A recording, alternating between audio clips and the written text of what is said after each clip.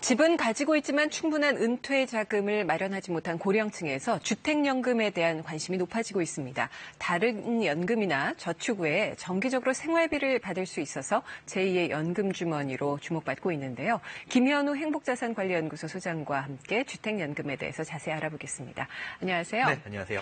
주택연금에 대해서 생소하신 분들을 위해서 이게 어떤 건지 좀 자세히 설명해 주시죠. 방금 다 말씀을 해주셨는데요. 우리가 이제 주택을 가지고 있을 때 이걸 현금화하기 위해서는 대출을 받아서 쓸 수가 있는 거잖아요. 그렇죠. 주택연금은 이 대출을 받는데 다만 다른 점은 매달 연금처럼 지급을 해준다. 그런데 다른 대출과는 달리 원금만 착착착착 주고 있다가 이자는 나중에 누적이 되어서 사망 시에 한꺼번에 청산하게 된다. 네. 이렇게 생각을 하시면 됩니다. 가장 큰 장점은 사망 시까지, 즉 해당 주택에서 평생 살 수 있다라고 보시면 되죠. 그렇군요. 그러면 주택만 가지고 있다면 그리고 이 주택연금을 신청만 하면 되는 건지 특별한 뭐 가입 자격이라든가 이런 건 없는 건가요? 네, 있습니다. 좋은 건 다 자격이 있는데 네. 이게 사실은 도입 초기에는 1가구 1주택이 원칙이었습니다. 근데 요즘에는 조금 그게 완화가 돼서 다주택자들도 가능하긴 한데 그 다주택을 전부 합산한 가격이 9억 이하여야 되고요.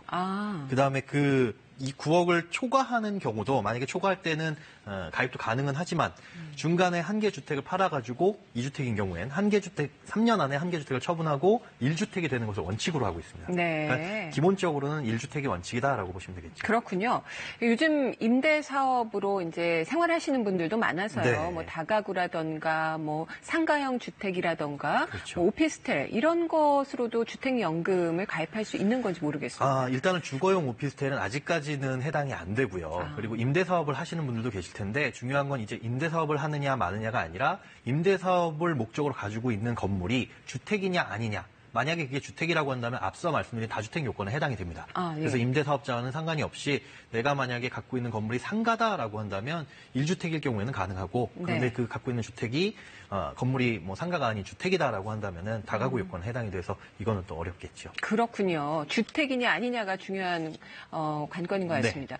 대출이 만약에 있는 경우 그때는 주택연금 가입할 수 있습니까? 대부분 이제 주택을 갖고 계신 분들이 대출이 없기가 힘들죠. 그렇죠. 그런데 가능은 한데 그렇다고 해가지고 대출이 70%, 뭐 80% 이렇게 껴있는 집은 불가능하고요. 현재 기준으로서는 나이대마다 다릅니다. 60세는 집값 대비 약 28% 정도의 대출, 네. 또 70세는 집값 대비 약 38%의 대출까지는 가능하다라고 보시면 됩니다. 그렇군요. 아마 뭐 시청자 여러분들께서도 그건 너무 적은 한도 아니냐라고 생각을 하실 수도 있는데 이게 왜 이렇게 계산이 되냐면 우리가 예를 들어 1억짜리 집을 갖고 있을 때 이 1억을 전체로 담보로 해서 1억을 연금으로 주는 게 아니거든요. 60세 같은 경우에는 이 1억의 40%, 즉 4천만 원을 기준으로 연금액을 산정해서 지급을 해줍니다.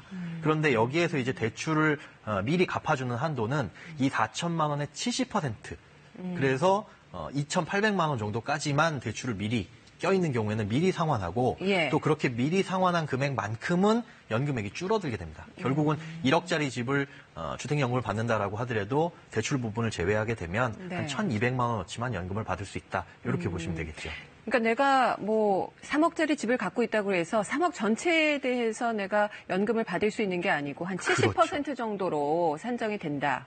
일단 나이대별로 다른데 60세 같은 경우에는 약 40% 정도. 40% 네, 정도? 그 정도 금액입니다. 그렇군요. 근데 이 집값은 어떻게 산정되나요? 뭐 공시지가로 하는지 시세로 하는지요? 공시지가로 하면 굉장히 손해보시는 분들이 그렇죠. 많겠죠. 일단은 한국감정원의 그 시세를 먼저 보고요. 그 다음에 두 번째가 KB부동산 시세. 근데 이것도 저것도 안 되는 경우에는 공시지가를 참고하긴 하는데 그럴 때 이제 가입자가 집주인이 저는 감정평가를 받고 싶습니다라고 한다면 감정평가액을 먼저 우선 고려하도록 되어 있습니다. 네. 집은 한 채지만 부부가 공동명의인 경우가 상당히 많습니다. 이럴 때는 둘 다 가입할 수 있습니까? 일단 이 부부를 기준으로 가입이 되는 겁니다. 이게 누구의 명의든지는 상관없이 부부 한 가구를 기준으로 지급이 되는 거기 때문에 그 부부가 소유하고 있는 주택이 1주택이어야 되겠죠. 그렇군요. 가입을 하면 언제부터 받을 수 있는 건지 또 어느 정도의 금액을 받을 수 있는지 궁금합니다. 네, 연금을 이제 신청할 수 있는 나이는 조금씩 다른데요.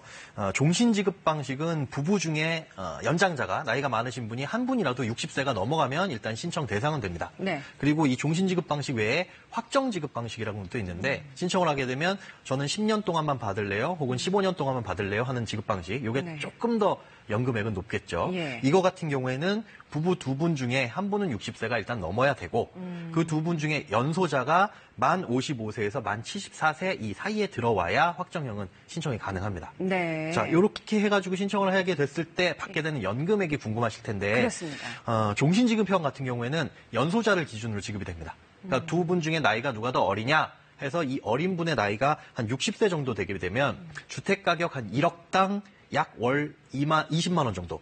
그러니까 2억짜리 집이면은 한 40만 원 정도, 그리고 뭐 5억 정도라고 한다면 월 약 103만 원 정도의 연금을 받으실 수가 있는 거죠. 네, 생각보다는 금액이 그렇게 많지 않은 것 같은데요.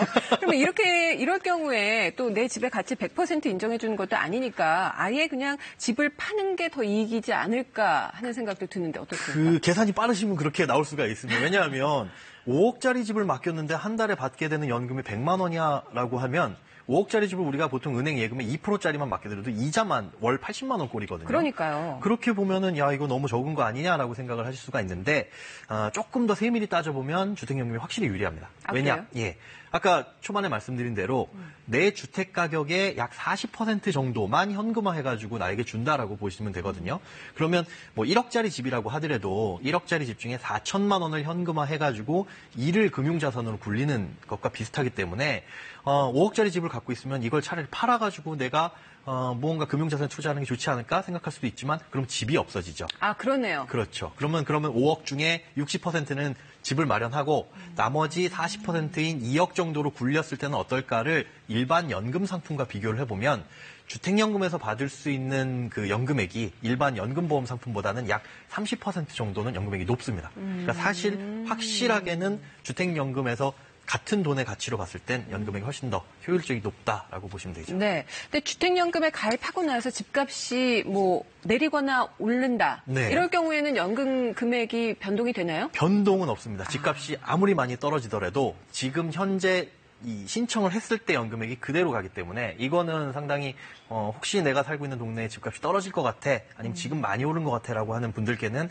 유리한 방식이죠. 고점에 들어가야 되겠습니다. 그렇죠. 그러면 주택가 금액이 이제 높아졌을 때 취소하고 재가입할 수는 없나요? 요거. 그러셔도 될 수는 있는데 그렇게 하게 되면 사실 주택금융공사가 굉장히 많은 손해를 보게 되는 거죠. 왜냐하면 떨어질 때는 우리가 다 보장을 해줍니다. 이랬는데 올라갈 때 그렇게 다시 취소하고 다시 가입하고 하게 되면 주택금융공사의 리스크가 커지는 거니까 그럴 경우에는 해당 주택에서 3년 동안은 재가입이 불가능합니다. 다른 주택으로 이사해서는 가능하겠지만 그 주택으로서는 3년 이상은 3년까지는 불가능하다. 알겠습니다. 오늘 주택연금 잘 들었습니다. 고맙습니다. 네, 고맙습니다.